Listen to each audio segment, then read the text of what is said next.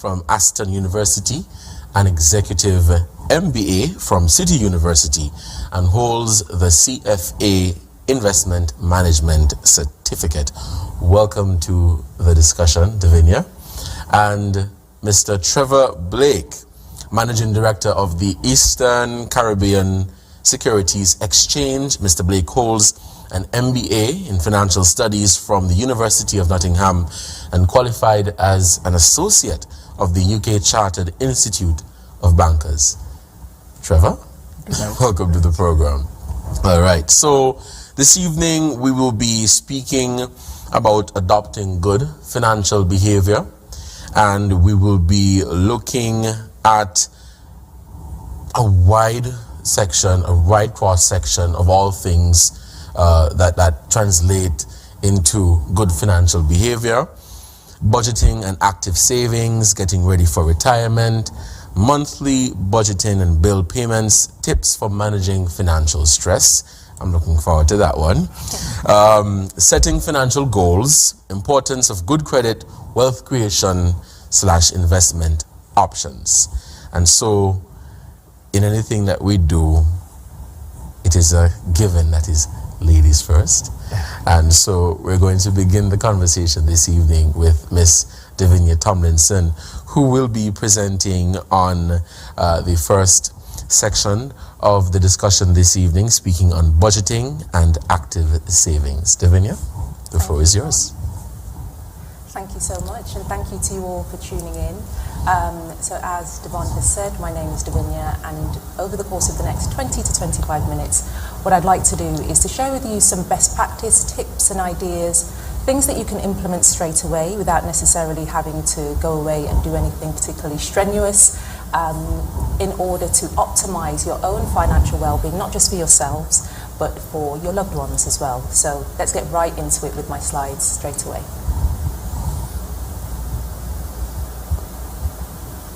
And just a reminder for those people that are tuning in on the radio, anything that is more visual, I will be giving you a bit of a breakdown so you understand what we'll be talking about. So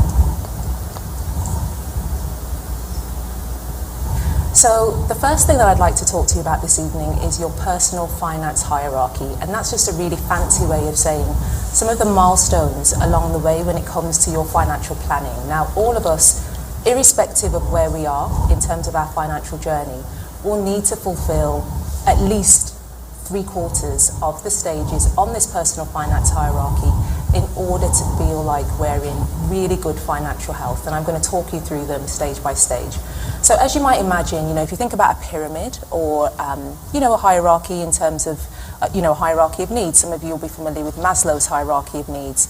And right at the bottom of your personal finance hierarchy is what I refer to as your basic financial needs. So this is anything that centers around your day-to-day cost of living, your operational expenditure, so your transport into work, your grocery bills, your utility bills, all of those things. If you think about your cash flow on a day-to-day basis, that is basically what will constitute your basic financial needs. And the reason it's at the bottom of your personal finance hierarchy is that, of course, all of us will need to make sure that we are fulfilling this stage on our financial journeys before we can progress to anything else. And this is the reason why we move up in stages in thinking about, once we've fulfilled all of our basic financial needs and they are being met, we can then progress to some of the other stages. So it really is important that when you're thinking about, your income versus your expenditure, and we don't need to be accountants in order to do this. I think some of us, we use certain language, it can be quite intimidating. And so I would encourage you to familiarize yourself with some of the vocabulary so that it doesn't intimidate you, but also so that you can be and feel more empowered when it comes to your financial planning. So, of course, your income is, your wages, your salary, what you are paid on a weekly or monthly basis. And then your expenses is anything that you are paying out, your utility bills, as I said, any childcare, your car bills, all of that. So your basic financial needs are a really important stage when it comes to your personal finance hierarchy. The next stage up is what I refer to as your safety net. You could also think about it as a rainy day fund or an emergency fund. And this is where we really think about some of those unforeseen circumstances that we may not necessarily have planned for, but I think having a pot of money that's set aside can give you that confidence, that comfort and that reassurance that comes from knowing that if, you know, something untoward happened, you know, the car breaks down or something goes wrong at home, you have the means without having to borrow to fulfill your emergency needs. And so your safety net is really important. The next stage in your personal finance hierarchy is investing. My background is in the investment management industry, and the reason that I left the corporate world and decided to set up my own business is that I recognized that there was a real gap in terms of the proportion of people, the vast majority of people, who needed to identify ways of making their money work harder for them, but lacked the financial education, they lacked the access, and they lacked the understanding around how investing works. And so on that basis, they were therefore missing out on the opportunity to grow their money and build wealth over the long term. And of course, Mr. Blake will share with you some of the ways that you can do that in more depth. The next stage after investing is to think about your later life planning. And one of the things that I love, I was at a drinks reception last night actually, and I remember saying to somebody, we were talking about retirement planning for that particular company, and I said how excited I was about pensions. And then I said, you know, who gets excited about pensions? I get excited about pensions because, you know, it's the worst thing in the world to think about. You know, at the point at which you have fulfilled your employment life, and you're thinking about, you know, all of the lovely things you might want to do in retirement, and then you don't have the money to live comfortably in your retirement. I think there are a number of misconceptions and preconceptions about retirement planning, and so later life planning is a really important stage on your personal finance hierarchy. And then the final stage, right in the apex of your personal finance hierarchy, is thinking about your legacy planning. How can you efficiently transfer assets to the next generation? And I'm hoping that there will be some of you that will be thinking, you know, I'm sure that there will be some of you that will be thinking, you know, I don't have assets to transfer. You may not have assets to transfer today, but later down the line, you know, over the course of your working life, you will have accumulated and acquired assets, and you want to make sure that you have done all of the right things, both legally and, you know, from an estate planning perspective, to make sure you can transfer those assets to your children. There is no complexity. We know that, you know, lots of us, I'm sure, will have first-hand experience of what can go wrong when some of the elders in our family and within our communities perhaps pass away. There is no will in place. There are siblings overseas. There are siblings within the Federation and across the region who then find themselves struggling with the complexities around transferring those assets. And so legacy planning is, again, a really important part of your personal finance hierarchy. So now just moving forwards then into thinking about, you know, what does this look like in practice? And, you know, in the book that I wrote, you know, some of the images that you will see are taken directly from that book. Cut your cloth according to your size. Lots of us will have grown up with very heavy influences from our grandparents, and this is something that my grandmother used to say to me all the time growing up, and so it was really important for me in writing the book and, you know, talking about financial literacy, that I would share some of those pearls of wisdom from her. So cutting your cloth according to your size, to me, is the perfect analogy for budgeting and thinking about how we manage the money that we have. And, you know, as it says on the screen, and for those people that are listening in, you know, we talk about knowing your numbers. There are some of us that will say, you know, oh, gosh, I don't even want to think about the numbers. I was terrible at math at school, but yet we are managing money all the time. We are managing numbers every single day, whether we are paid in cash, whether we are paid digitally. And so it's important that we familiarize ourselves with our numbers in terms of how much am I spending, how much am I saving, how much am I paying, you know, on debt repayments. We don't want to bury our heads in the sand, and we really need to make sure that we are living within our means, and that's what we're talking about when we refer to cutting our cloth according to our size. And you know, Davincia, I'm really happy that you stated that in order for you to understand budgeting and saving, you first have to start with basic financial needs. And I think it's very important for people to understand what their basic financial needs are. But if I could put in a question here, what are some of the tools or applications would you recommend in terms of budgeting? I know we have of course, a calculator, but in terms of setting up a template and track your finances then? Yeah, it's a great question. I think on a very basic level, You know, most of us can get access to a spreadsheet, Okay. you know, or a ledger. You know, there are apps that are available. You know, if you're in the US, there's a brilliant one called Mint. Lots of us can download that here in this region as well. So Mint, M-I-N-T. And that will enable you to track. The challenge, of course, with some of the apps, particularly for those people that are, that are paid in cash and, Yes. then obviously those apps are going to be directly linked to a debit account or a checking account, and so on that basis it may not necessarily provide you with the complete and comprehensive picture.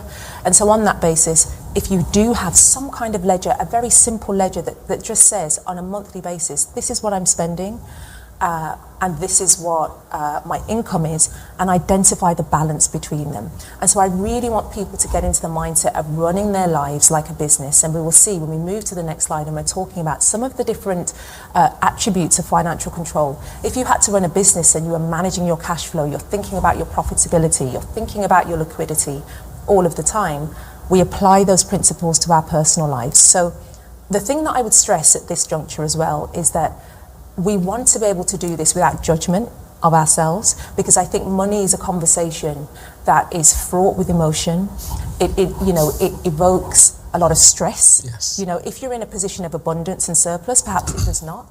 But I think for the vast majority of people, not having a basic understanding of what's happening around our money can really make us feel anxious. And so I'd encourage anybody that's listening and is thinking, actually I have no idea what's really going on with the money, to just do a basic ledger that says, on a weekly basis, how much did I spend and what was my income, and just track it. Wow. And then use that data to extrapolate, use it to be able to make some projections as to what might happen next week. Was I better off or was I worse off? Ultimately, what we are trying to do is to influence and optimize our decision making by using the data that we have. And so we don't want any judgment. We want to treat it as if we were talking kindly to our child or speaking kindly to our partner or our best friend, somebody that we really love, and that we are not going to attack them, we're not going to judge them. That's the same kindness and grace we want to afford ourselves. Awesome. Thank you so much for saying that. And, we spoke about managing financial stress, and I know you're going to get to that later. And, in having conversations with people, especially my age, I can tell you they have cases of trying to manage financial stress. And with the cost of living and so many other factors, I think it is a skill that is definitely needed today. And so I'm looking forward to what you have to present on that. Yeah, exactly as you described. I mean, the correlation between money and mental health is one that's been well documented. And so I do have some tips around that. But if we could just move to the next slide. And so here is, when we were talking about, what a ledger might look like. It doesn't have to be this pie, but this is just an example. So there is a commonly used framework called 50-30-20, and effectively it's a way of categorizing your outgoings so that you have an understanding of where your money is going, and you can start to put some parameters and boundaries around your spending and exercise some discipline. So with 50-30-20, what we're advocating here is saying 50% of your outgoings, or your income rather, 50% of your income should be assigned to your needs. So that might include your utility bills, your childcare, your groceries, your housing. 30% of your income to your wants, so all of your leisure activities, the things that you enjoy doing, liming, going to fets, whatever it is, 30% of your income should be assigned to that. Okay. And then 20% or a fifth of your income assigned to your savings and investments. Now, again, when I talk about this framework, the thing that I always say is it's like a lot of frameworks. We want to take what we need and leave the rest. So again, this is not a stick to beat ourselves with. 50-30-20 for me might look like 70-20-10.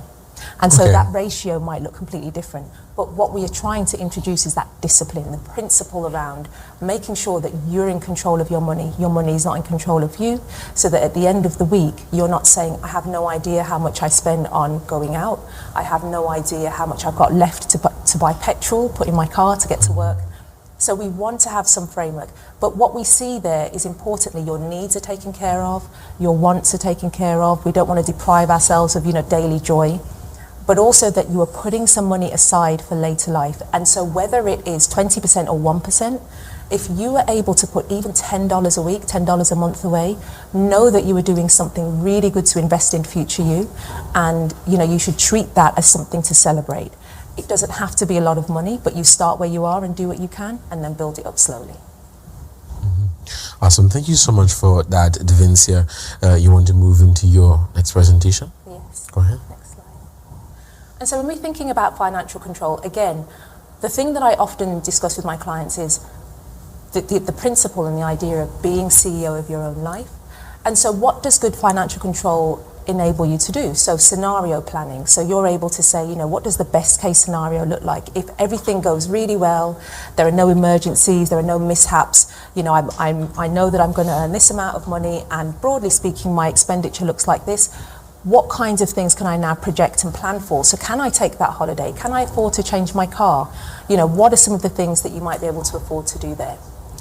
Debt management. So, when we talked about the correlation between money and mental health, we know that, when you are heavily indebted or indebted at all, irrespective of the magnitude, that can again evoke lots of anxiety, feelings of stress, and that can become a downward spiral where you're worried that you can never get out of it.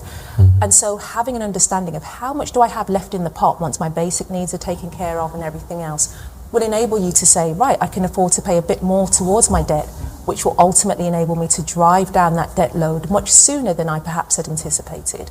And I think, again, at this point, it's important for people to recognise that when it comes to their debt, the debt, whatever debt situation you may find yourself in, we should never view it as something that is representative of who we are. Mm-hmm. Sometimes we find ourselves in situations where we need to get access to debt, and we use debt and we find that it may, result in a spiral that we struggle to manage.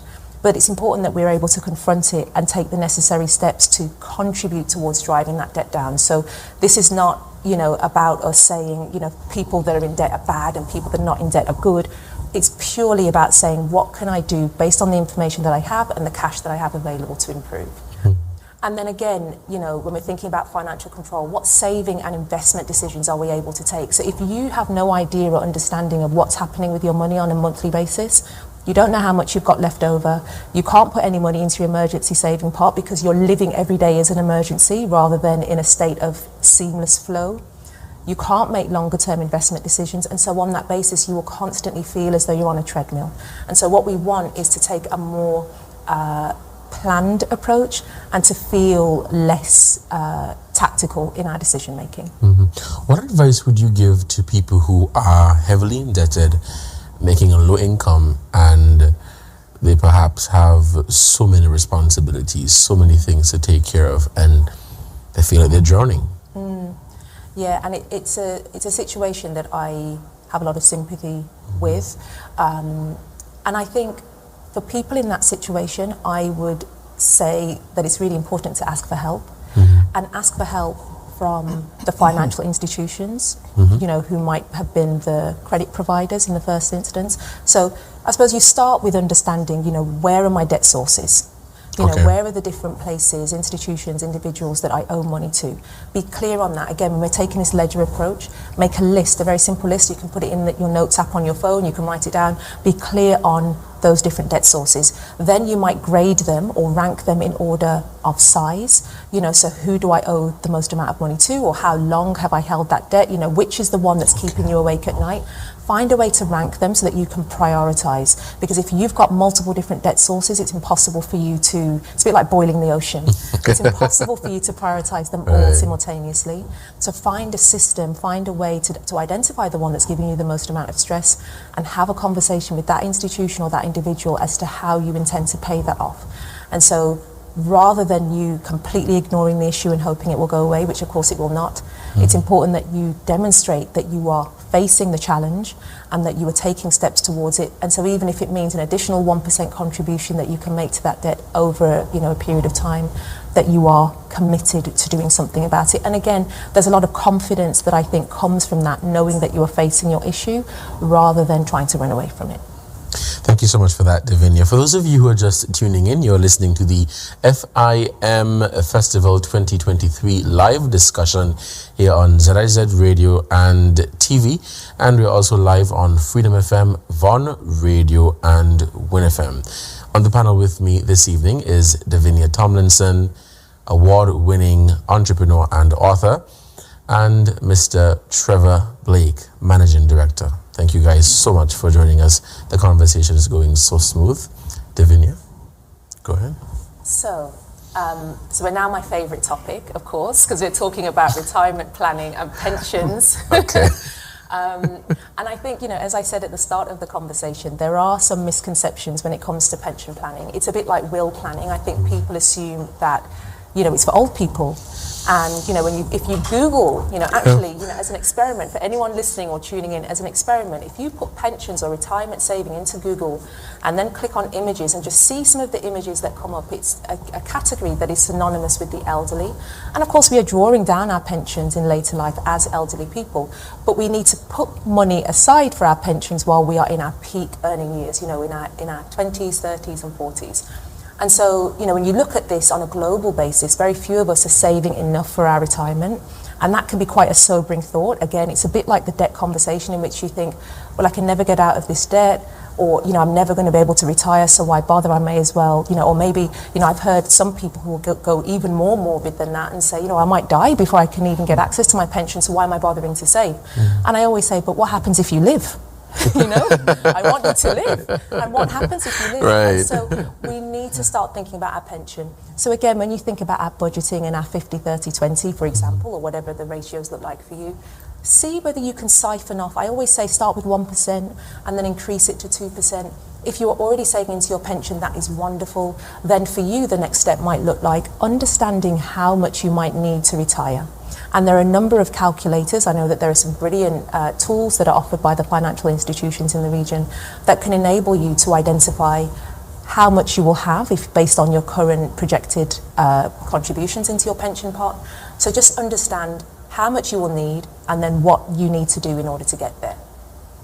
The next thing I would say when it comes to planning for future you, investing in future you, is to think about protecting what you have.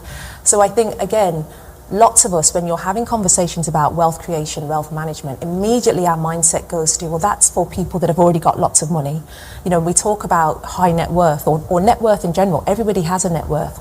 But again, it's a term that is synonymous with high or ultra high. So you think of millionaires or billionaires and you think, well, net worth is not a conversation that's for me. And it's a similar principle when it comes to, your protections. Lots of us will have maybe private health insurance if you're able to have that, or life insurance. For those of us that don't have that, I think it's really important that we think about protecting what we have, and we think of ourselves as our biggest asset by far. I always say this, whether it comes to you protecting yourself from a life insurance perspective, but just in general, knowing that everything that we poured into ourselves over the course of our academic career, our working lives, we've acquired training, skills, knowledge that enables us to go forward out into the world, into future jobs and careers, and command a really good salary. So we are assets. We need to protect our assets and we need to protect what we have, however big or small it is. If you think about, sometimes there are stories about lottery winners that will come up in the press and it will say, you might win £1 million or $1 million overnight. But then, in a year's time when they track, where are they now, these people that have won the lottery? Well, if you didn't know how to manage $1, then you're not going to know how to manage $1 million. So starting where you are and doing what you can is a really important principle when it comes to your financial resilience, I would say.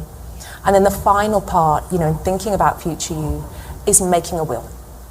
And, we've talked about, what happens if you die intestate. So intestate is basically dying without leaving a will in place. We make a number of assumptions. I know some of the assumptions that we make might be cultural. I know that some people think, if I write a will, then I'm inviting people.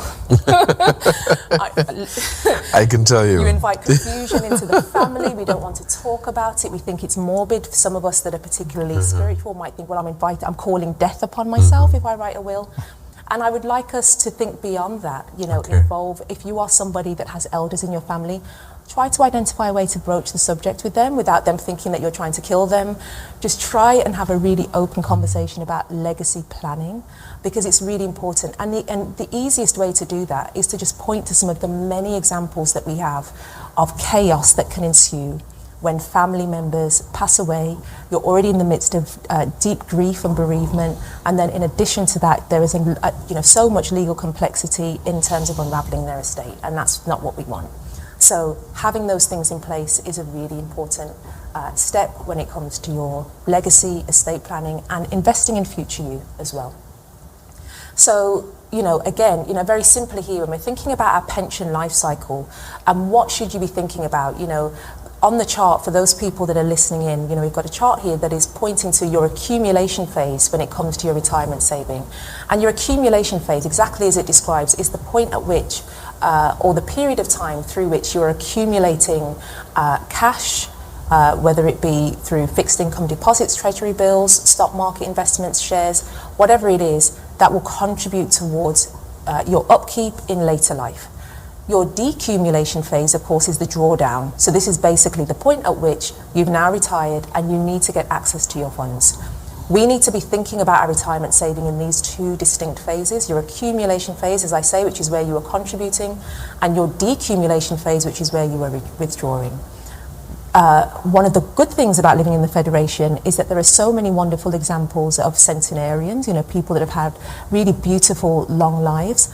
And if you imagine, I read a study very recently that pointed to the fact that the average baby girl born today will live to be 100, and yet there is a huge income gap or pensions gap, certainly between men and women when it comes to saving for retirement on a global basis. And so it is imperative that we do what we can as early as we can to save for later life.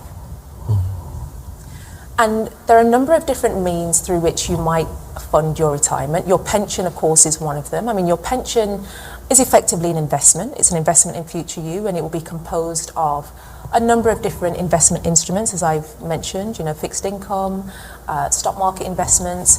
But there are alternative ways. Your pension should be viewed as just one part of your portfolio, your overall retirement portfolio. Some of us also have business income, and we want to get to a position where those businesses can run without our intervention, and we're able to draw an income from them. And one of the most popular ones, which I know in the Federation is something that lots of people rely on, is rental income. And so I know that real estate is a particularly popular way to think about how you can draw an income, not just at the point of retirement, but certainly when you get to retirement, it can be a really nice booster to your overall retirement portfolio. The reason I outline some of these different options is purely to serve the point that actually there are options. So your pension is one that, I'm going to get excited about because I love it.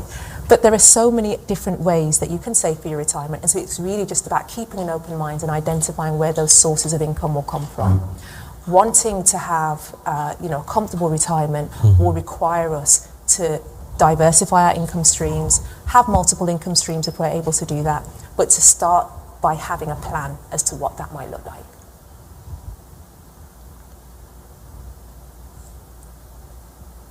So we've talked already, Devon, about the correlation between money and mental health, and as it says here, you control your money doesn't control you. I constantly have to remind people, clients of mine, irrespective of their financial health, there are lots of clients that I have who are in a position of financial abundance, but yet still feel hugely stressed about their finances, perhaps because they have stepped outside the confines of what they can afford. Okay. There are situations in which lots of us can succumb to lifestyle creep. And for those of you that are unfamiliar with that term, lifestyle creep is effectively where, you slowly start, perhaps you've got a pay increase, or perhaps you are surrounded by people, you've moved to a new country, you've moved into a new work environment, you're watching people doing things and you're thinking, that looks good, or maybe I should be doing that and I want to keep up with the Joneses. And so suddenly you start to do things, that's lifestyle creep. And it's fine if you can afford it. It's also fine if that's part of your plan for your life. Okay. The biggest thing that I try to guard young people against in particular is this idea that they have to be seen to be doing a certain thing, and then it becomes more important to look like you have money than it is to actually have money. My priority is always to actually have money rather than, look like and have the appearances of having money. And I think it's particularly, in an era in which, social media prevails, we spend so much of our time online, and it's not just young people. I know lots of people my age who spend a lot of time on social media. And of course, one of the challenges of that is we are stepping into an artificial environment in which we have no real understanding of whether or not it's people's real lives. We think, people that are the same age, from the same background, if they are doing certain things, then why am I not doing those things too? I must be behind in life. I'm failing at life. So I now need to emulate what they appear to be doing. And I always encourage people to not just stay in your lane and stay focused, but actually to remind yourself, and Mr. Blake will talk about this when we come on to financial goals, what is it that you actually want to achieve? And be really disciplined, really focused, and be an exemplar in your group of friends and in your circle for saying, I know that that's what you want to do, and I'm going to cheerlead you and champion you in doing that, but I want to do something completely different because the plans that I have for my life look different. I think that's really important. So when we think about our mental health when it comes to money, we know that, poor financial health is a leading cause of anxiety, panic attacks, depression. And so one of the best ways to mitigate that is to have our plan in place, whether it's for your debt, whether it's for your savings, for your travel, whatever it is, and give ourselves grace. So we don't need to beat ourselves over the head with a big stick if we veer off course and have money mishaps. All of us, everyone in this room, in fact, I'm sure will have had a money mishap. Whether or not we want to reveal it is a different thing. But we will all have money mishaps. And so it's just about veering ourselves back on track if we steer off course. All right, thank you so much. We're talking about adopting good financial behavior. And you piqued my interest when you spoke about will planning and how difficult it could be approaching, whether it be a family, extended family member, a loved one, about the topic of will planning. What advice would you give to people if they are contemplating having that conversation? Go ahead. Yeah, great question. I think, and of course, there are different circumstances in different families, aren't there? I think, if you are having a conversation with someone that you already think might be sensitive to it, I would try to identify an ally or somebody that they know, that has a listening ear, that will, that will be given a listening ear to by the person that you were speaking to. I think that's really important. So don't go in cold, don't go in alone. Try to get somebody along with you. It could be a sibling, right? Go with backup. It could be a sibling. It could be, I don't know, an aunt or uncle, but somebody that is trusted by the family. I think it's also important to maybe get some professional advice or guidance. Again, there's a lot of free resources out there that can enable you to just go in forearmed with this is information. It might be that, you plan a campaign over a period of months or weeks. It doesn't have to be a one and done conversation. It could be that you maybe pose the question and you say, I heard something about estate planning. Is that something you've considered? Have you already made provisions? You might share an anecdote about the chaos that's ensued somewhere else, either real or imagined. Ultimately you're trying to open up a conversation. But again, we all will know those circumstances in which people have suffered, and we know that the people that love us in our families don't want us to suffer needlessly and to suffer twice through bereavement.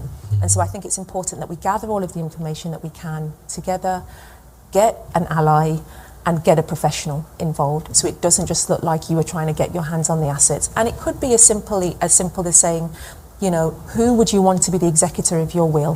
Who will you trust in the family? Who is the person that you would want to represent you and your wishes at the point at which you are no longer here?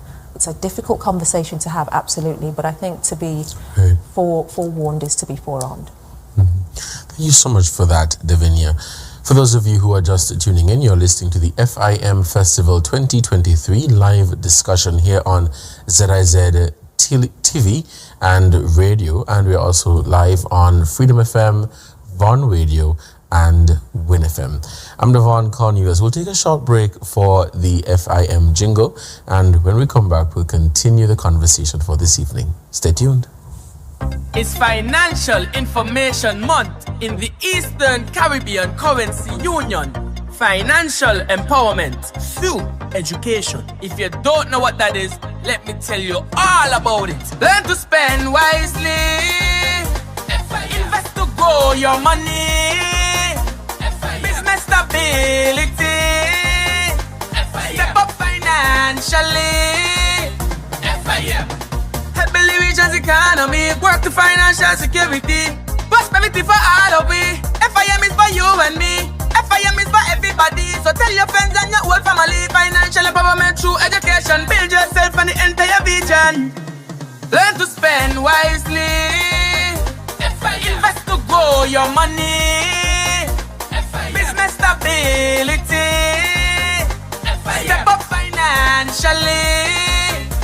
FIM. Financial Information Month. Financial empowerment through education. Welcome back to the FIM Festival 2023 live discussion here on ZIZ Television. I'm Devon Cornelius, and joining me on the panel discussion this evening is Davinia Tomlinson, an award-winning author and entrepreneur, and Mr. Trevor Blake, Managing Director. The conversation has been flowing so well, and we've touched on adopting good financial behavior. But of course, we're continuing the conversation. For those of you who tuned in late, we touched on budgeting and active savings, getting ready for retirement, monthly budgeting and bill payments, and tips for managing financial stress. Davinia, any closing comments on your presentation? Yeah, so just to wrap up, and I think for anybody that's tuning in online or via TV, you can take a picture of this slide, hopefully. But in summary, think about making a budget as the cornerstone of your financial planning. So you'll be unable to make any fruitful decisions about future you without having an understanding of what's happening on a day-to-day basis. So again, thinking back to your personal finance hierarchy, what does your income look like? What does your expenditure look like? And are there any adjustments that you might need to make in order to optimize your financial well-being? So that's the first one. The second one, which we haven't actually talked about, but I think is important, schedule a regular money date by yourself or with your partner.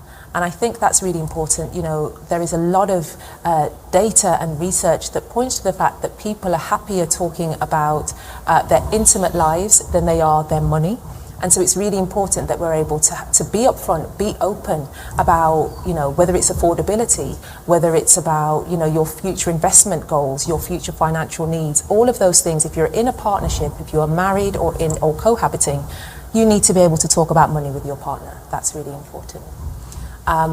It's important that we think about, our credit score and managing our financial health. So, thinking about, how we can make sure that we're investing and reducing our debt burden and that debt load, and using our budget again as the foundation in order to facilitate that. It's important, of course, that we invest into our pension and that we are saving and contributing towards future us, that we are protecting ourselves, protecting our assets. Check your social security record. So I know lots of us will... Very important. Lots of us will have social security. It's a similar picture in the UK. We have national insurance, which is the equivalent. But again, lots of us have no understanding as to whether that will be enough for us to retire on.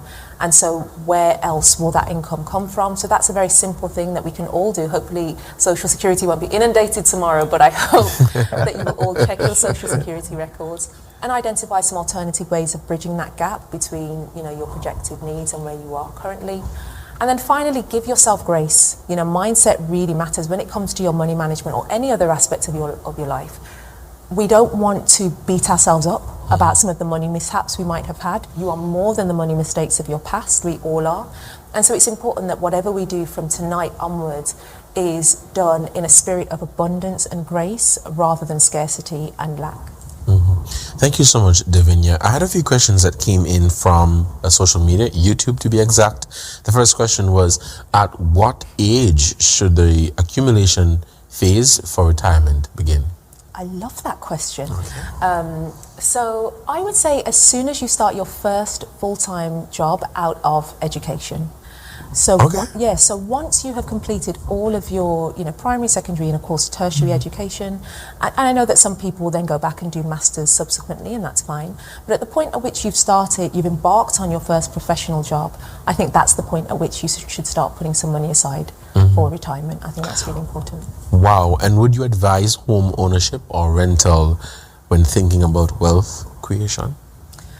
I think it depends on where you are, actually. And again, this is why it's important that we're able to do the numbers. So in some jurisdictions, there are parts of the world, if you live in a particularly expensive part of the world, Hong Kong, London, New York, for example, actually the numbers might mean that there is an opportunity cost associated with you ploughing all of your money into home ownership, and therefore precluding yourself from being able to save and invest because all of your money goes into the house. And so on that basis, you might think, well, even though rent is high, by renting, I'm passing on those costs to my landlord, but that frees up the rest of my budget to save and invest. If you're within the Federation, actually, you might think, well, at the point at which I'm able to invest in land and invest in a property, it's a great thing, but it requires you to have an understanding of your budget and know that you will still need to have some cash saved as well for those emergencies. So I think it just requires you to be clear on what your objective is, what you're able to afford, and make sure that there is provision in your budget for that saving and investment portion too. And how can we approach conversations about estate planning without family members thinking we are inviting Death. Yeah. I think it requires us, in the same way as when we're looking at our own numbers, rather than, we're not trying to judge ourselves, we don't want to beat ourselves up, that we are really objective and impartial about it. We don't, at the point at which we see the conversation becoming emotional or infused with contention, that we leave it alone. We don't keep, probing that same conversation. We come back to it at a later date.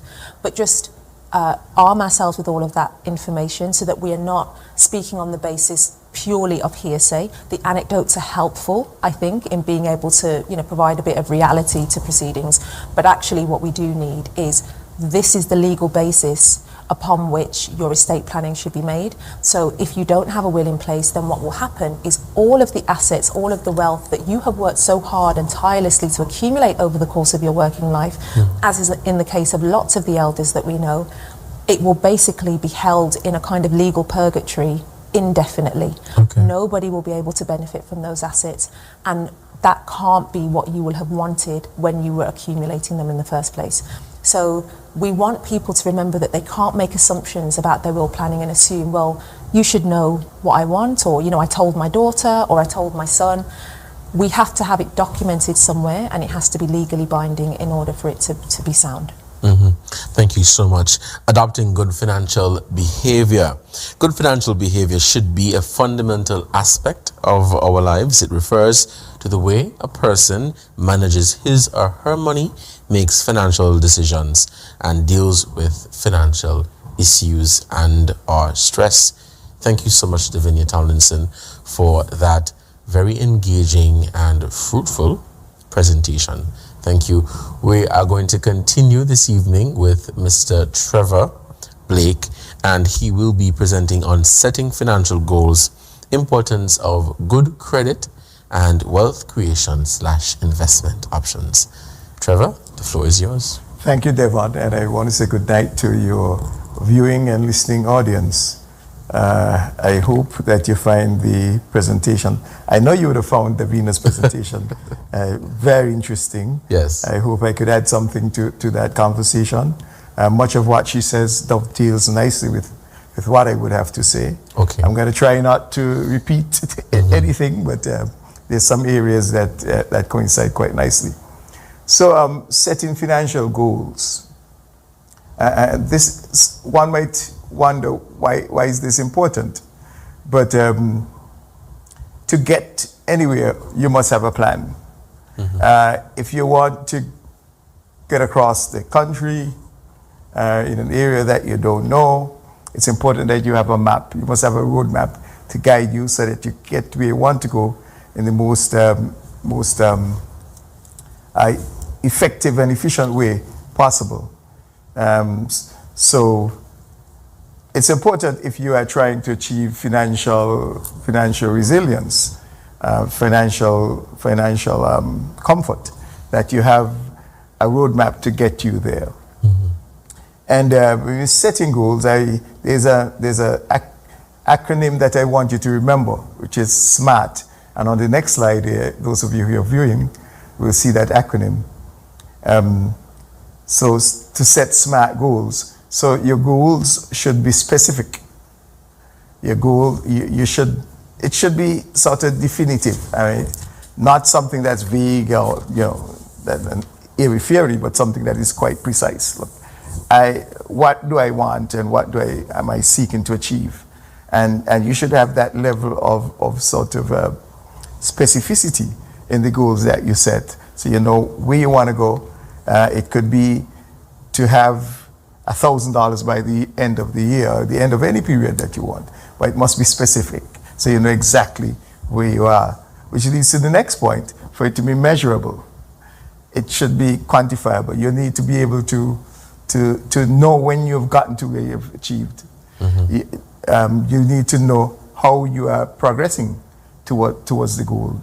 And in that vein, you should perhaps be setting intermediate goals as you go along.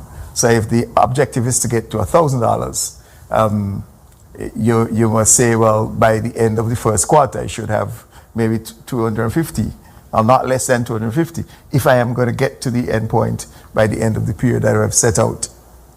So it's important for it to be measurable in those regards. It as well has to be achievable. We all have dreams. Yes. Yeah, but when we're setting goals, we have to introduce some reality into it and say, look, this is a goal that could be achieved. And one of the ways what you should consider is whether or not anybody else has achieved that. Is this something that people have done? Could you start off from zero and get to $1 million? Well, people have done it. There are lots of self-made millionaires, even billionaires in the world today. So you have to set goals that are achievable. They should also be realistic, and realistic in terms of them being suited to your own circumstances. As Davina said, you must know yourself. It's not about what Mr. Jones down the road is doing, but what you want and what is appropriate to your own circumstances, and not what somebody else is doing. And you must have a time horizon. You must say, my goals must be achieved by X time. And you are able to track your progress to see that you are able to achieve those goals within that period of time. Now, not everything goes according to plan. Things can happen. Things get in the way. We had the COVID pandemic. Some people lost their jobs. So some of the goals they might have set at that time, they have to go back and say, because I lost my job, I could not have met that goal in that period of time. So it's important as well, during the period, you continually assess where you are in relation to the goals that you've set. And sometimes you have to go back and recalibrate and adjust your goals based on the objective circumstances at the particular point in time. So that is important as well. And if you want to achieve anything, it's important that you set SMART goals. Many of us, by true happenstance and good luck, achieve things, but most of us have to set some targets and work towards achieving those targets over time. In terms of good credit, and some people might wonder why is it important? And if you happen to be looking at the TV and see these slides, you'll see a guy on his knees proposing to his girlfriend, and she said, no, not until you improve your credit. So it's important that you have good credit. But good credit is important to enable you to access credit. If you need a loan, you go to a bank, your credit union, whatever. They are going to check with the other banks. They're going to do a credit check to find out, is this person a good risk? Right. So if you do not have good credit, you may find yourself being unable to access loans and other forms of credit. One of the important things as well is banks tend to price their loans based on the risk. If you have good credit, you're seen as good risk, you might get a lower rate of interest. You might get better terms for the loans. Even if the interest rate is the same as for other persons, you may have better terms for your loans because of your good credit standing. It may also reduce the need for collateral. If you are not such a good risk because you've had a number of bad debts with other institutions, a bank, even if they want to lend you, or a credit union for that matter, may say, in order for us to lend you, you need to put a certain amount in place in terms of collateral to securitize that loan. If your credit is good, the need for collateral may be reduced. Okay. As someone with good credit also have more options for getting loans, etc.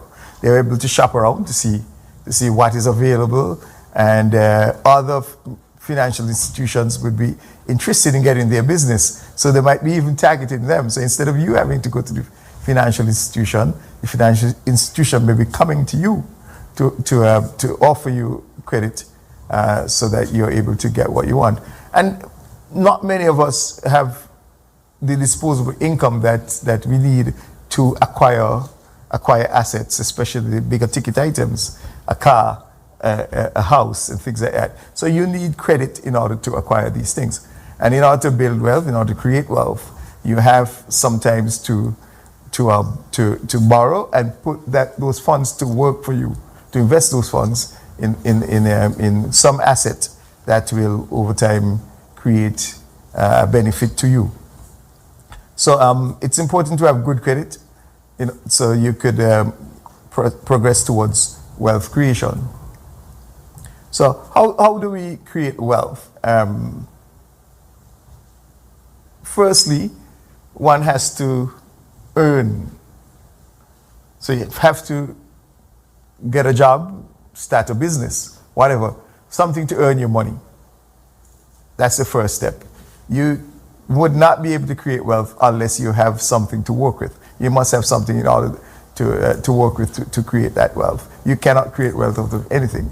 You need money, you need ideas, you need, so if you don't have a job that is paying you sufficient money so that you have disposable income to invest, you have to find something, start a business, find some product, something that you're good at that you could sell to others to earn money in order to start building wealth.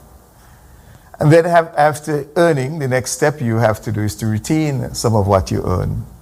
Davina went at length about the importance of budgeting and all that, so I wouldn't cover that again, but it is important that you put aside, and she used the 50-30-20 rule.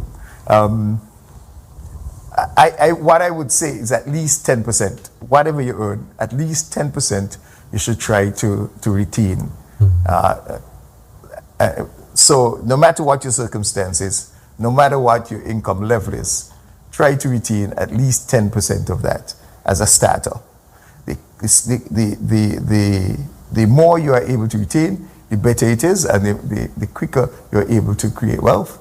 But if you start out from 10% from the word go, I think you're in good standard. You're in good stead, sorry. And what you should be seeking to do is to try to increase that proportion of your income that you're retaining, so that you could have sufficient to save and then to invest to create wealth. Now, after retaining those funds, the next thing is to do is to save. And as Davina said, you have to put aside your emergency fund, save for the rainy day. There are going to be times when you need to call on that emergency fund to deal with some big ticket items, whether it be a health matter or what have you. So savings is important for that. But savings is not enough. As I frequently say, a I don't know anybody who saved themselves rich. I mean, there may be some out there, but I just don't know them. So if there are some, you know them, great. But savings alone will not do it. It's important to save because you have to have that nest egg to deal with the emergencies, deal with the rainy days, etc. Correct. But you have to save and build that savings to a level that you could then take some of that savings to invest. Because that is how you're going to create wealth. You're going to create wealth by investing. So the next step is, after savings, is to invest. And there are a plethora of things you could invest in, and we're going to talk about some of them in a minute.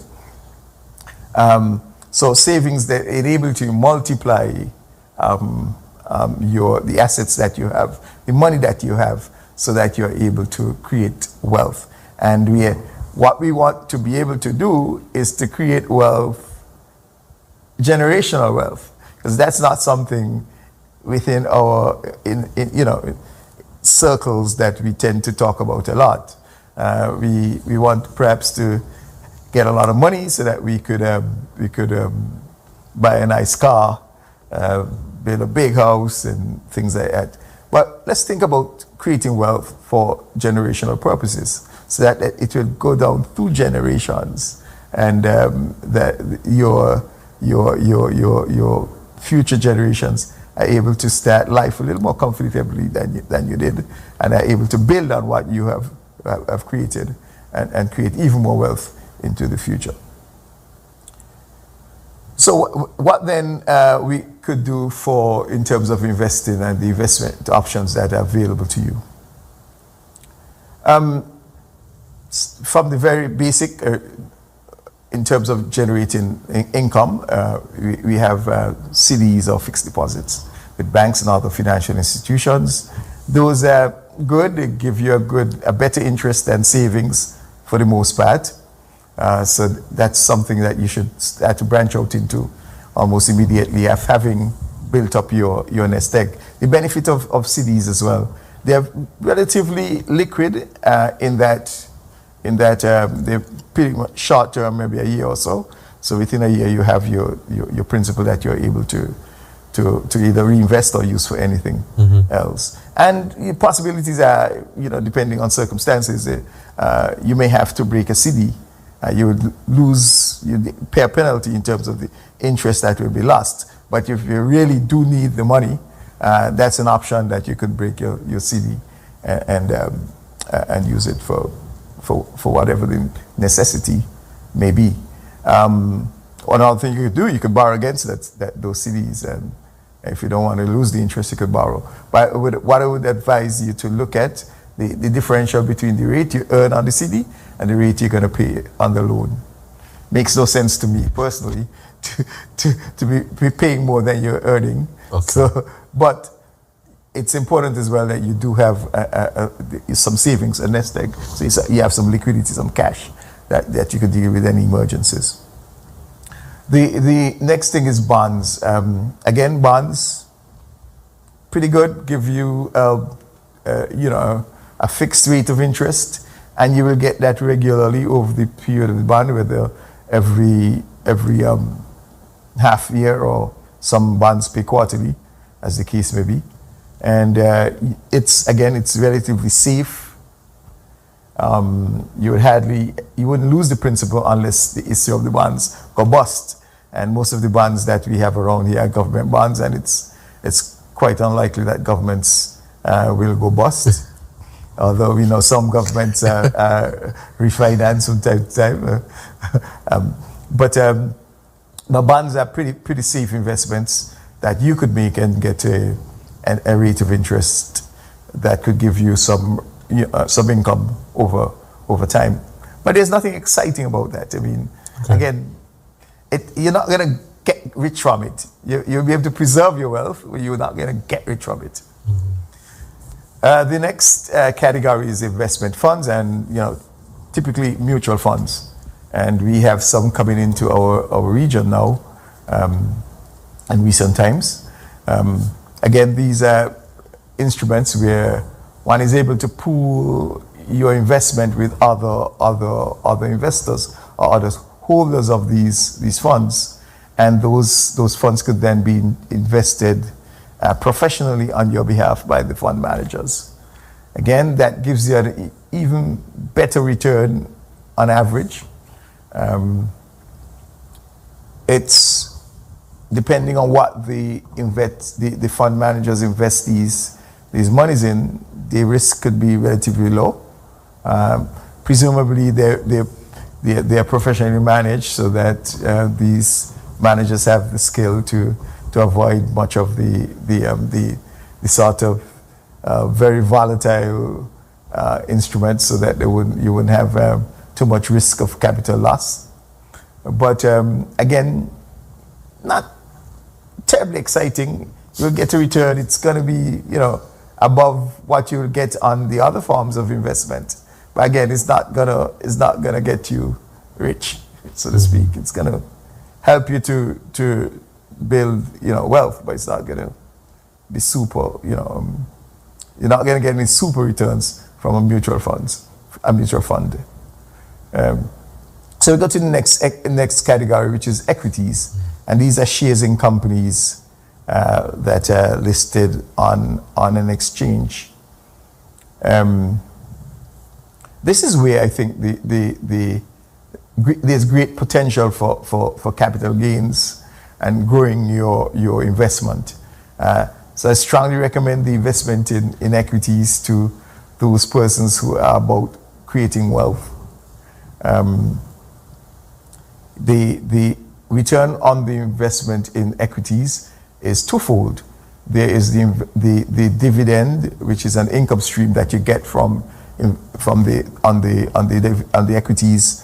As the company makes profits, it declares a dividend and pays a dividend on its shares over time, and that again is good income. Those returns tend to be relatively high.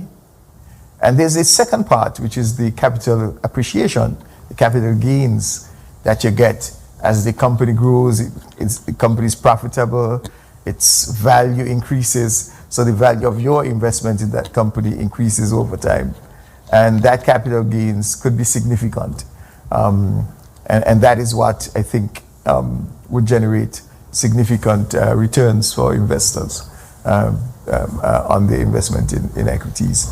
I think one is able to create wealth through investment in equities. Then there's also real estate. I think real estate provides a significant potential as well for persons to create wealth. The value of property increases significantly, and especially in our countries where land is relatively scarce. And concentrated in government hands, etc. So the return on property investment tends to be high. You've known many people who have created wealth from property investment, either buying property, upgrading the property, building equity in that property, and selling at a later point. And generating significant wealth. The question about renting or buying came up earlier in the conversation, and I would strongly encourage everybody to try to acquire a property, at least one property. Over time, you build equity in that property, and that property is a significant part of most householders' wealth. Most householders. A significant part of their wealth is tied up in the property as they build equity over time. I mean, we know of the prices of lands in St. Kitts and how it has increased over time. I remember when land in Frigate Bay was selling for $2 or $2.60 a square foot. Today, people are asking $20 US per square foot. There's not many other asset classes that could give you that level of return, and you have to live somewhere. So if you're going to live somewhere, it's better you own and benefit from the equity that accrues within that property than to leave it for a landlord to earn. So equity, property investment is one that I would do. But if we look at the investment options on the ECSE, I'm not going to say anything else about real estate. I'm going to speak complete about financial assets now. On the ECSE, we have something like 174 securities listed. And if you are able to see my chart, you would see that includes some 14 equities, 14 companies that are listed on the exchange. 13 or 14 treasury bill instruments, and 12 treasury notes, and 160 debt securities, government debt securities. If we move to the next slide, we'll talk a bit about the equities that are listed. We have the 14 equities, as I said, listed on the exchange, spread across some 6 sectors. We have utilities, we have energy, we have property companies, we have trading companies, and we have financial institutions. So in that 14 companies, we have it spread across some six sectors, which provide significant diversification possibilities for any investor who wants to invest in equities. I think that's one of the strengths of our market. While the numbers of companies are maybe small, the diversity that exists is phenomenal. There's also diversity across the geographic space. Our market is a market of the 8 member states of the Eastern Caribbean Currency Union, and we have companies listed from 6 of the 8 companies on the ECSE. So again, you have a spread. You have a company in Antigua, in Dominica, in Grenada, in St. Lucia, here in St. Kitts Nevis, in St. Vincent and the Grenadines. So again, you have a geographic spread that gives you a degree of diversification that is critical in terms of building an investment portfolio. And diversity is important, diversification is important to reduce risk. Again, the equities that we have listed provide significant opportunity for you to create wealth while spreading your risk across sectors and across geographic areas. And then we have the listed debt securities. As I said, these are important in preserving your wealth. We have a number of debt securities. I'm trying to read my slide from the distance, but we have we have not only EC dollar denominated debt instruments listed, but we have US dollar denominated debt instruments listed. So of the 134 bonds that we have listed, 101 EC dollar denominated bonds and 23 are US dollar denominated. And the treasury notes, we have one of the 13 that is a US dollar instrument. So again, if you want to spread your risk across currencies, there's something for you on the ECSE to enable you to do that. And then the debt securities are also spread across geographic space. We have debt instruments listed in Antigua and Barbuda, in St. Lucia, in Grenada, in St. Vincent and the Grenadines, St. Kitts Nevis and Dominica. So again, we have a tremendous spread of instruments that enables an investor to find something that meets their needs on the market, or to construct a portfolio that suits their particular circumstances. I invite you to visit our website, www.ecseonline.com, where all this information is available. If you click on any of those buttons at the top, you could drill down to get the information that you want in terms of investing to create wealth for yourself on the market. I would also encourage you to visit one of our member broker dealers. We have 6 across the currency union. Here in St. Kitts Nevis, we have the Bank of Nevis and the St. Kitts Nevis Anguilla National Bank. We also have the Bank of St. Lucia, the Bank of St. Vincent and Grenadines, First Citizens Investment Services, and the Grenada Cooperative Bank. And at these brokerage houses, we have representatives who are trained and licensed to provide investment advice. I encourage you to visit one of these brokers and find out how you could go about creating wealth on the ECSE. Thank you. Thank you so much, Trevor. For those of you who are just tuning in, you're listening to the listening and viewing the FIM Festival 2023 live discussion. I'm your moderator, Devon Cornelius, and joining me on the panel this evening is Miss Davinia Tomlinson, an award-winning author and entrepreneur, as well as Mr. Trevor Blake, Managing Director. Mr. Blake, I had a few questions that came in via social media, and I had questions of my own. You spoke about the importance of maintaining or having good credit. Let's say you have somebody who is currently not in that category, so they're heavily indebted, they have terrible credit. Is there such a thing of getting from bad credit back to good credit? Absolutely. Okay. Absolutely. First thing you have to do is to take stock of your financial affairs. Okay. What do I owe? Who do I owe it to? And what we find is you have some persons, they have a higher purchase from maybe 2 of the stores in town. Maybe they have paid a loan from one of these operators. Mm-hmm. They may have a car loan from one of the banks, and maybe it's a loan for vacation from another bank. Mm-hmm. Look at all of that and talk to your bank about consolidating that into one facility that you're able to service.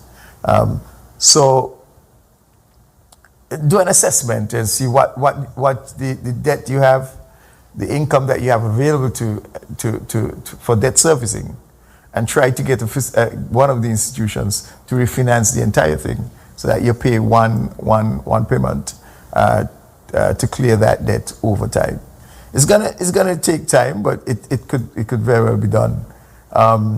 The other thing that lots of persons run up is the credit card debt, and that's the most expensive type of debt. So that's the first one you should seek to repay.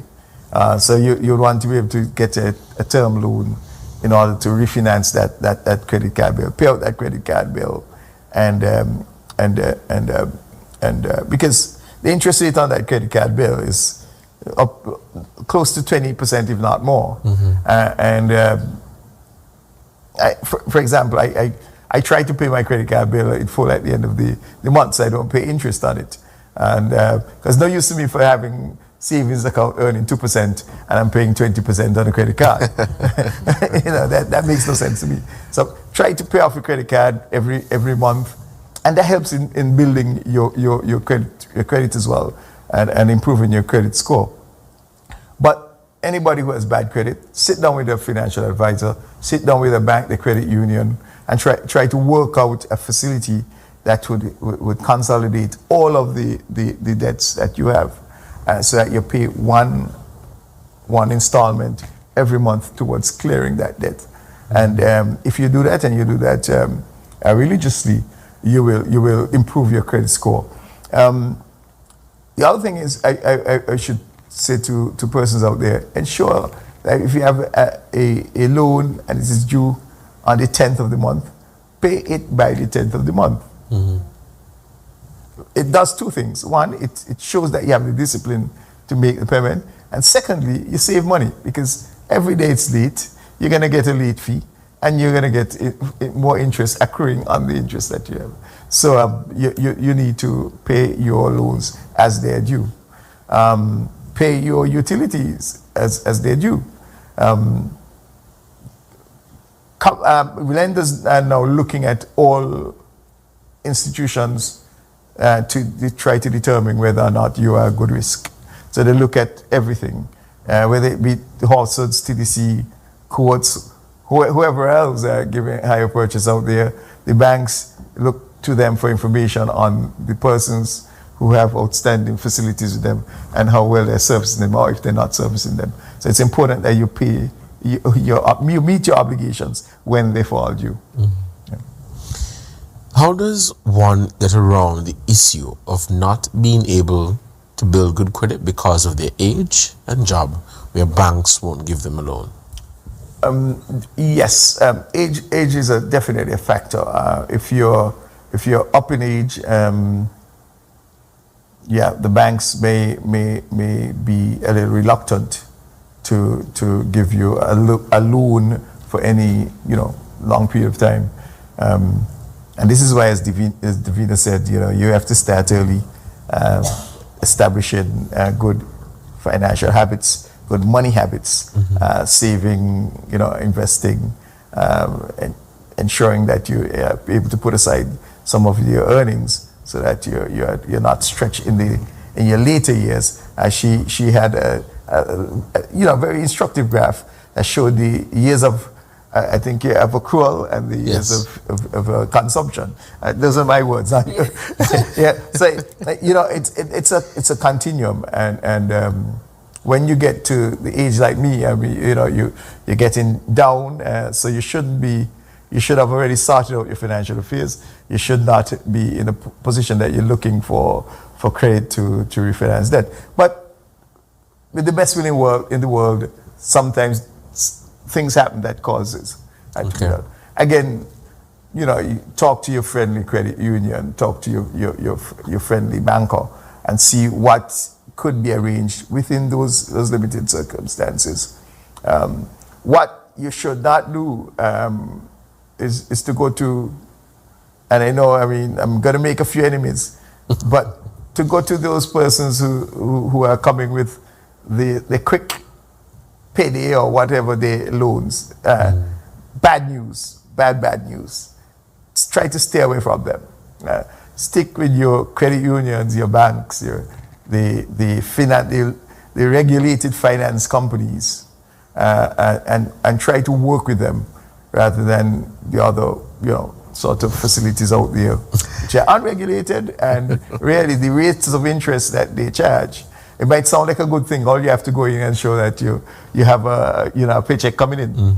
But trust me, it is the worst thing that you could possibly do. If you remember nothing else, that I say, stay away from them.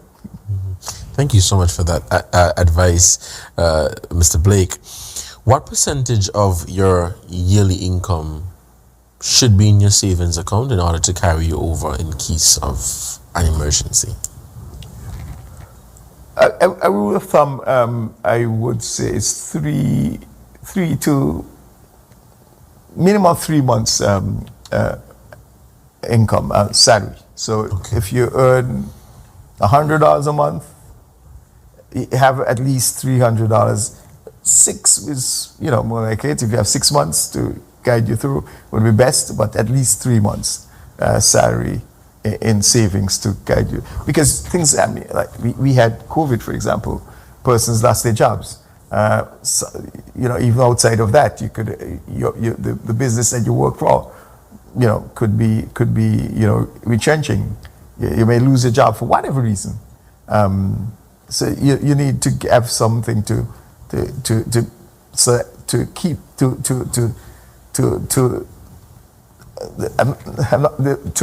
so that you could depend on during the period when you until you search for a new job. You could be ill and unable to work, or things like that. Especially if you're self-employed, you probably need a little more than what you would need if you have in a salary job. So at least 3 months, I would say. Another question coming from social media. I've heard that buying a car or a used car is always better than buying a new car, because once driven off the lot, a new car depreciates by about 10%. What's your take on that? It just depends on your circumstances. Okay. The questioner is right. Driving, they said 10%, I would say even more. If you drive your car off the lot at TDC or Horsewoods or Keynes or whichever dealer, you cannot sell it for what you've just paid for it. Once you drive off the premises, no, you're going to be able to get what you just paid for it once you've driven it away. Just one of those things about it. People, and look at it. Look, I mean, it's logical. If you have to buy a new car, and somebody already drove it, and the very same model is sitting in the showroom, and nobody's ever touched it, which one would you go for? Yeah. But a car is a depreciating asset, and in the first year, it's the highest level of depreciation. The hardest car to sell is a car that is under 1 year old. It's the hardest car to sell. Oh, because the price you would want for it would be close to what you've just paid for it less than a year ago. But nobody's going to pay that, or very few people would pay that, knowing they could walk into the showroom and get one brand new. So it's highly unlikely that you could make a solid profit off of selling a vehicle. Not new, not a new vehicle. Okay, new vehicle. Not a new vehicle. So in that regard, I mean, buying a second-hand one, and if you buy a second one, you care it and you fix it up nicely, and it looks good. Somebody might pay you more than even what you paid for it. But you certainly would not get more for what you paid for a new car, or even close to the price you paid for the new car once it is below a certain age. And lastly, why is it that the investment rate for residents and citizens of the ECCU is low compared to that of the United States? Very good question. Investing is something that is relatively new for us as a people, and this is across the Caribbean. Whereas in the US, it is something. I mean, we have securities markets in the US going back hundreds of years, so it's a habit. The other thing is that we actually are not taught to invest. I mean, we get into investment by the way. Whereas in schools in the US and other places, where the questioner spoke about the US, in school the kids are taught financial education. They have financial education in the grade 11, grade 12 in the high schools. Then there's the whole retirement industry in the US is based on investment. So your 401ks, etc., are based on investment. Here it's your social security and your pension funds from your companies, etc. So those are things that lead to the involvement in securities markets or stock markets, as opposed to what we find here in St. Kitts. And it's very new to us. I mean, we've only had a market, securities market, since 2001. The US, as I said, it goes back centuries. The other thing is that they're the brokers, the mutual funds, etc. The Charles Schwab's, the Fidelity investments, those that market very heavily, and there are brokers out there selling actively in the US, and that doesn't happen here in the same way. We have broker dealers, yes, but sometimes they're not as aggressive as they could possibly be to get people into investing. Mr. Blake, thank you so much for that, and we are actually out of time. It's about close to 9:30, and so I'm giving you the opportunity now to give your closing comments. Right. Go ahead. Yes. Okay. Yeah. One of the things that I think we need to start, and especially amongst the younger generation, because they're the ones who are on the climbing stage rather than the downwards. Okay. It's to get involved in investing, to start to invest, to see investing as not something foreign and not something for wealthy people, but for anybody. Anybody could get involved in investing. At whatever stage you're at, how much ever you have, whatever you have to invest, go to one of the broker-dealers, talk to them, see what the possibilities are, and start investing.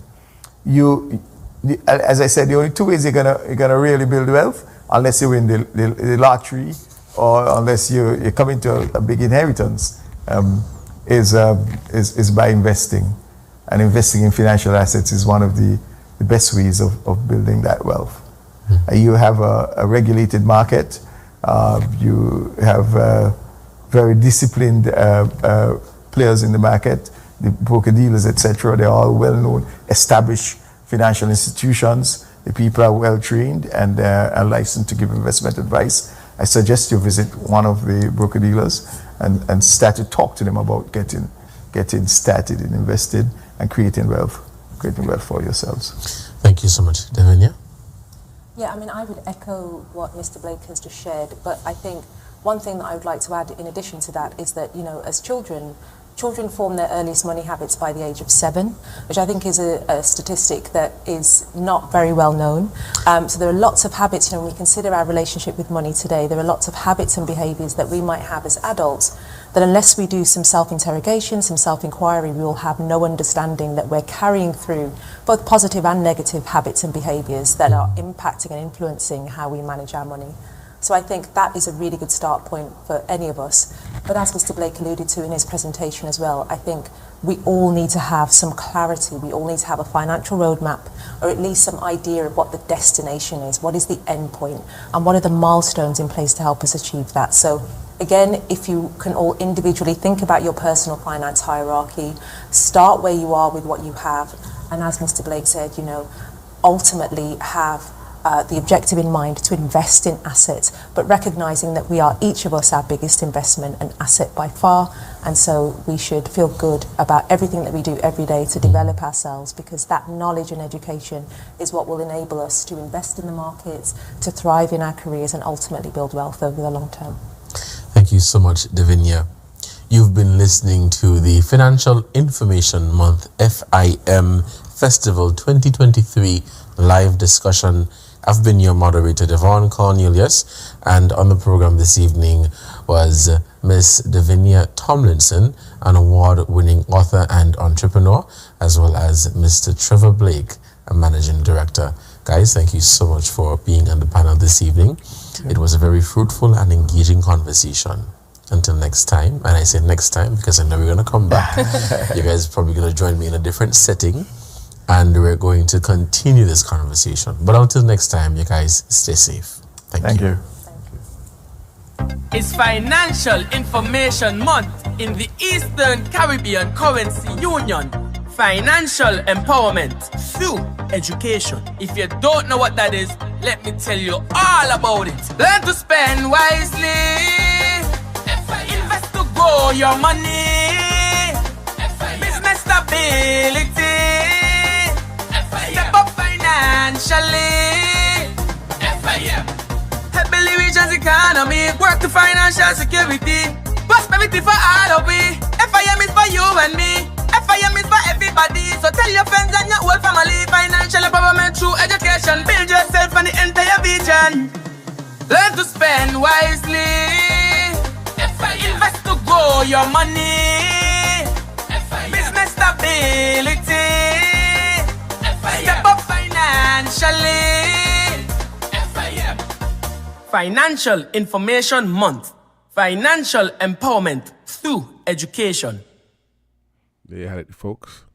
The FMI Festival discussion, adopting good financial behavior. We now head back to our regular programming. We're different. We're 98.9. 98.9. Win FM.